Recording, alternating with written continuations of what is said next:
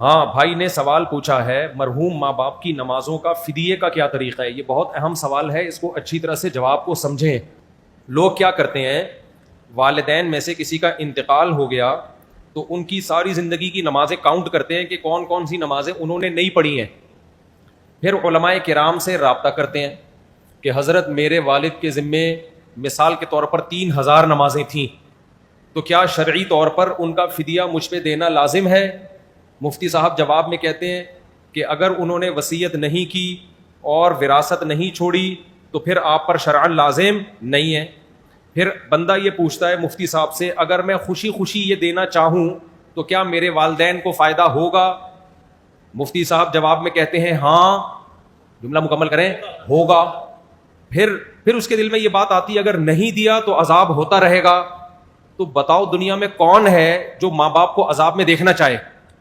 اس کا نتیجہ یہ نکلتا ہے کہ عملی طور پر وہ یہی سمجھتا ہے کہ مجھے دینا ہے.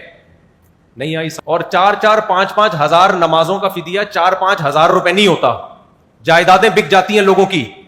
اس لیے میں جب یہ مسئلہ پبلک کو بتاتا ہوں تو میرا بتانے کا اسٹائل تھوڑا سا چینج ہوتا ہے, کیونکہ شریعت کے مزاج کے خلاف ہے. شریعت چاہتی ہے کہ والدین کی وراثت اولاد میں تقسیم ہو, وہ فائدہ اٹھائیں اس وراثت سے.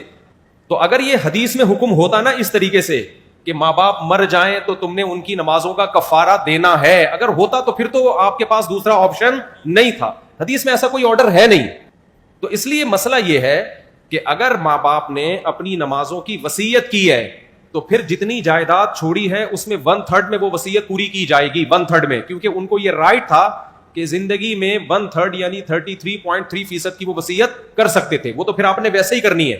لیکن اگر انہوں نے وصیت نہیں کی ہے تو پھر آپ صرف ان کے لیے دعائے مغفرت کریں, اور جو صدقہ خیرات کی ٹوٹی پھوٹی اللہ توفیق دے دے, کسی غریب مسکین کو کھانا کھلا دیا, کسی کو کنواں کھدوا دیا, جو نارملی کرتے ہیں اس سے آگے بڑھنے کی کوشش نہ کریں.